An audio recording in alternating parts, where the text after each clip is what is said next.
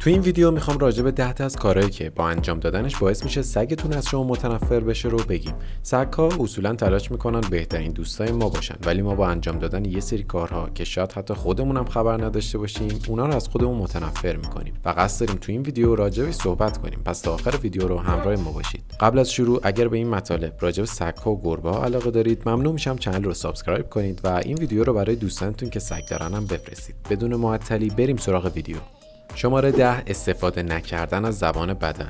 سگ‌ها حدود 90% از حرفای ما رو نمیفهمن و فقط یه سری کلمات کلیدی مثل بشین، برو، ساکت باش رو میفهمن و در اصل با زبان بدن ما ارتباط میگیرن، چون استاد خوندن حرکت بدن هستن. پس اگر سعی کنید فقط حرف بزنید و با بدنتون باش ارتباطی نگیرید، نمیتونه منظورتون رو به درستی بفهمه و اذیت میشه. شماره 9، بغل کردن سگ. شاید شما هم عاشق بغل کردن سگتون باشید و فکر کنید این نشونه احساستون به اونه، اما اونا متنفرن و اصلا اینطوری فکر نمیکنن، چون توی گونه سگ‌ها هم اگر سگی پاهای جلویشو پشت سگ دیگه‌ای بذاره، یه نوع حمله به اون سگ حساب میاد. حتی توی خانواده هم اگر ببینه اعضای خانواده همدیگه رو بغل میکنن، شاید لبخند بزنه و تحمل کنه، اما در اصل حس ترس و اضطراب میگیره یا حتی ممکنه کسی رو گاز بگیره. و در کل اینکه سگی که عاشق بغل کردن باشه خیلی کم پیدا میشه. شماره 8، نوازش کردن سر و صورت سگ. خیلی‌ها فکر میکنن که سگ از این کار خوشش میاد، ولی به شدت متنفره و فقط تعداد کمی از سگ‌ها هستن که از کسی که اطمینان کامل بهش دارن اگر سرشو نوازش کنه کنار میاد و تحمل میکنه. اگر شما بخواید سر و صورت سگ خودتون رو نوازش کنید، شاید ببینید عقب بکشه، ولی در نهایت به شما اجازه میده، چون از نظر سگتون رئیس شمایید و این مسئله حریم خصوصی سگتونه. ولی اگر میخواید از نظر سگتون صاحب فوق‌العاده‌ای باشید، به سمت سر و صورتش نرید و در ازاش کمرش رو نوازش کنید تا از این کار لذت ببره. شماره 7، زل زدن تو چشم سگ غریبه.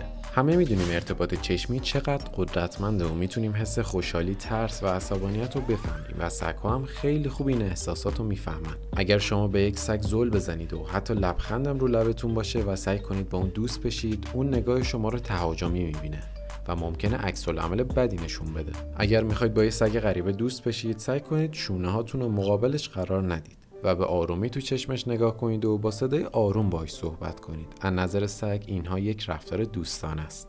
شماره 6، نبودن قانون.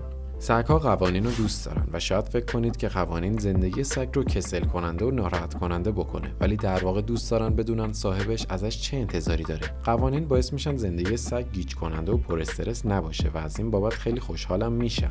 شماره 5، مجبور کردن سگ برای دوست شدن با افراد غریبه. یکی از بزرگترین اشتباهات صاحب سگ اینه که سگشون تو هر محیط اجتماعی قرار میدن و اجازه میدن که یه غریبه‌ای سگشون رو نوازش کنه.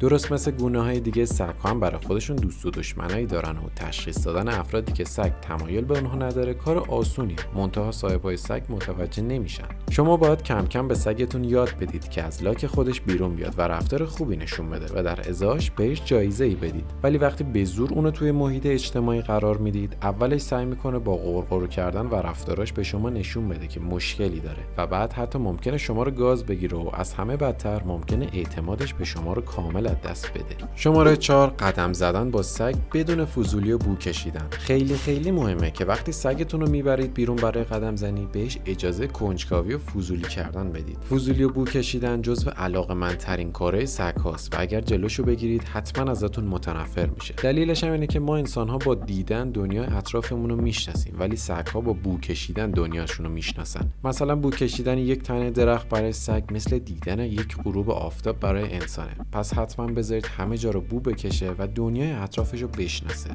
شماره 3، محکم بستن قلاده. خیلی از صاحبای سگ میگن من نمیخوام قلادش رو محکم ببندم، ولی مجبورم میکنه چون اونو میکشه. در واقع شما باید به سگتون آموزش بدید که چطور باهاتون قدم بزنه. انرژی زیادی توسط قلاده بین شما و سگتون منتقل میشه. همونطور که گفتیم سگ‌ها استاد خوندن زبان بدن هستن. وقتی شما قلادش رو محکم میکنید، احساس اضطراب و ترس و هیجان زیادی بهش دست میده و خیلی بدش میاد. ولی وقتی قلادش رو شل میکنید، بهش این منظور رو میرسونید که همه چیز تحت کنترل و دلیلی واسه نگرانی نیست. اینم باید بدونید که یک پیاده روی خوب با سگتون به آرامشش کمک خیلی زیادی میکنه. شماره 2، عصبی بودن. سگ‌ها خیلی خوب نشونه‌های عصبانیت شما رو میفهمن و ازش خیلی متنفرن. چون وقتی شما عصبی هستید، این حس رو کامل به سگتون هم انتقال میدید و اصلا دوست ندارن. دفعه بعدی که سگتون عصبی و پر استرس دیدید، به خودتون یه نگاهی بندازید که چند ساعت یا چند روز عصبانی بودید که سگتون اینطوری شده. چون سگ‌ها دقیقاً مثل آینه در مقابل ما عمل میکنن. پس آرامش داشته باشید تا عمق آرامش رو توی سگتون هم بتونید حس کنید. و در آخر شماره 1، کسل کننده بودن برای سگ. وقتی شما از سر کار میایید خونه، غذا میپزین و میخوابین، اینا کسل کننده ترین کارهایی هست که در مقابله با کسی انجام میدید که از صبح منتظر اومدن شما بوده تا باهاش بازی کنید. اگر سگتون دردسر زیاد درست میکنه، داخل کمد میره، لباس یا پایه میز رو میجوه، خیلی راحت داره به شما نشون میده که حوصله‌اش سر رفته. با سگتون وقت بگذرونید و بازی کنید. مثلا اسباب بازیاشو قایم کنید و بگید براتون پیدا کنه، یا آموزشش بدید. برای سگ‌ها 1 ساعت آموزش مفید ارزشش بیشتر از ساعت‌ها بازی‌های کسل کننده است.